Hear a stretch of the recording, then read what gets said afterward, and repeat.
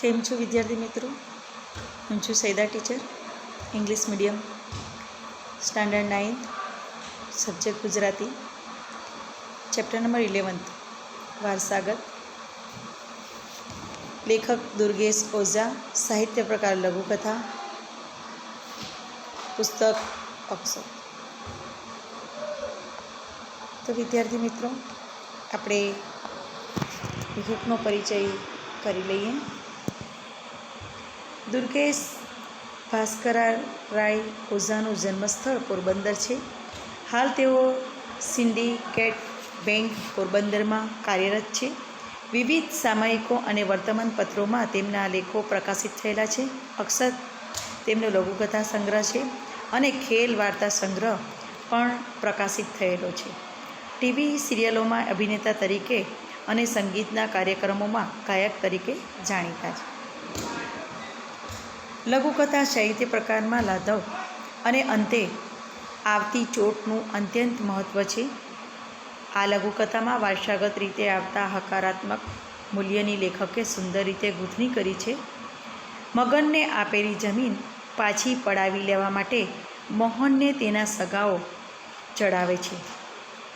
મોહન તૈયાર થાય છે, પરંતુ અંતે સ્ફોટ થાય છે કે તેણે હવે જમીન ખરેખર મગનને નામે કરી આપી છે. પિતા રામશંકરનો ઉદાર સ્વભાવનો વારસો મોહને પણ જાળવ્યો છે. તે અહીં આકર્ષક રીતે મુકાયું છે. હવે આપણે પાઠની શરૂઆત કરીએ.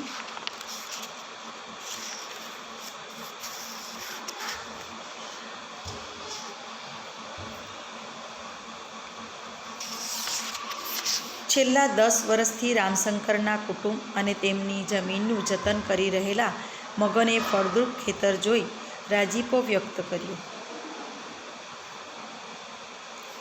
જતન કરવું એટલે કે સંભાળ રાખવી, એની જાળવણી કરવી. રાજીપો વ્યક્ત કરવો એટલે ખુશી વ્યક્ત કરવી. છેલ્લા 10 વર્ષથી રામશંકરના કુટુંબ એમની જે જમીન હતી એમની સંભાળ રાખનાર મગન અને ખેતર જે જોઈ રહ્યા તે રાજીપો વ્યક્ત કરતા, એટલે એમને ખુશી થતી ખેતરની દેખભાળ કરવાની. ટાળ, તડકો કે વરસાદ કશુંએ ગણકાર્યા વિના તેણે દર વર્ષે ફળો, શાકભાજી અને અનાજનો મબલક પાક ઉપજાવી અઢળક કમાણી કરાવી આપી હતી. મબલક એટલે કે પુષ્કળ, અતિશય. ન ટાળ જુએ, ઠંડી જુએ, ન તડકો જુએ, ન વરસાદ, એને પણ ધ્યાન નહીં રાખીને એટલી મહેનત કરે એ ખેતરમાં અને ફળો, શાકભાજી અને અનાજનો પુષ્કળ પાક ઉપજાવીને એની જે કમાણી થતી તે એના માલિકને આપે. તેની આ મહેનતનો બદલો વાળવાનો શુભ વિચાર રામશંકરને આવતા. આટલું બધી મહેનત કરે અને એ મહેનતનો બદલો વાળવા માટે રામશંકર સમજતા કે એમણે જમીનનો એક કટકો મગનને કાઢી આપ્યો અને કહ્યું, અને પછી એવું થાય છે રામશંકરને કે એક જમીનનો કટકો મેં મગનને આપું. મગન, આજથી આ જમીન તારી. આમાં તું તારું મકાન અને ખેતર બંને બનાવજે. કહે છે કે મગન, આજથી આ જમીન તારી છે અને તું તારું મકાન અને ખેતર બંને બનાવજે. પરંતુ પાકું લખાણ થાય એ પહેલાં જ રામશંકરે દેહ છોડ્યો. કે કાગળ પત્તર કંઈ પાકું લખાણ કરવા તે પહેલાં જ રામશંકર મૃત્યુ પામે છે. બન્યું એવું કે મગનની જમીન મબલક પાક પાક્યો અને રામશંકરના દીકરા મોહનના ખેતરમાં પાક નિષ્ફળ થયો. રામશંકરનો જે દીકરો હતો એનું નામ મોહન, અને એના ખેતરમાં પાક નિષ્ફળ થઈ ગયો હતો. જ્યારે મગનની જે જમીન હતી એમાં ખૂબ પાક થયો હતો. સ્વજનોએ સલાહ આપી, તારા બાપે આ જમીન મગનને આપી એ સાચું, પણ એનો પુરાવો ક્યાં છે? સ્વજનો, જે મોહનના સ્વજનો હતા, તે કહે છે કે તારા બાપે આ જમીન મગનને આપી એ સાચું, પણ એનો પુરાવો ક્યાં છે? મગનને જમીન આપી દીધી, એનું પ્રૂફ ક્યાં છે? વ્યવહારુ બન. આંકડે પાંખો વગરનું મત છે. 4-5 આગેવાનોની ત્યારે હાજરી હતી, પણ એનો તો આપણે ફોડી લેશું. કહે છે કે કોઈ પ્રૂફ નથી તો કહી શકે કે ભાઈ આ જમીન એની નથી ને આ જમીન તું લઈ લે, મોહનને કહે છે. મગન તો હરખભેર આવકારી રહ્યો.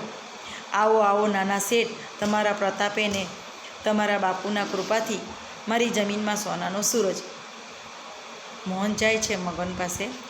મગન ખુશ થઈ જાય છે કે તમારા બાપુની કૃપાથી, મહેરબાનીથી મારા જમીન પર જાણે ઘણો મબલક પાક થયો છે.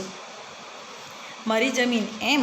આ જમીન તારી છે, એના કોઈ આધાર, કોઈ લખાણ છે તારી પાસે? મારી જમીન એમ કહે છે એટલે કહે છે કે આ તારી પાસે કોઈ પ્રૂફ છે, કોઈ લખાણ છે તારી પાસે? કોણ કહે છે? મોહન કહે છે મગનને.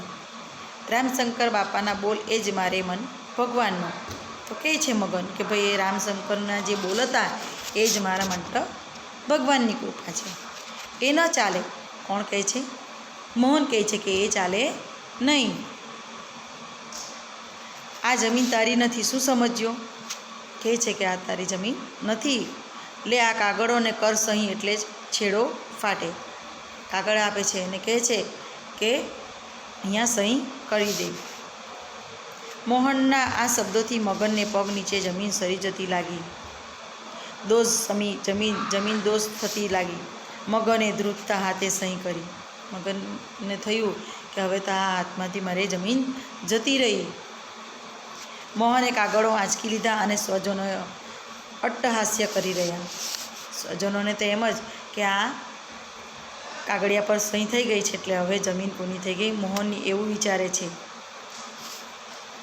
મોહન બોલી ઉઠ્યો, હવે કામ પૂરું, હવે તારી પાસે કોઈ સાબિતી નહીં માંગે. ત્યારે પછી મોહન કહે છે કે ખરેખર હવે તારી પાસે કોઈ પ્રૂફ માંગશે નહીં. એટલે આ જમીન તારી જ છે અને આ પ્રૂફ બતાવજે. મૂરખ, આજથી આ જમીન કાયદેસરની તારી થઈ ગઈ. જે એમના પપ્પાએ કાચું લખાણ હતું તે પાકું લખાણ એમના પુત્ર એટલે કે મોહને કરીને બતાવ્યું. લે સાચવ, આ તારા દસ્તાવેજ કરી આપ્યું છે. હવે આ પાકું લખાણ થઈ ગયું તારું. હવે તું આ દસ્તાવેજ સાચવ, સંભાળ. સ્તબ્ધ સ્વજનોએ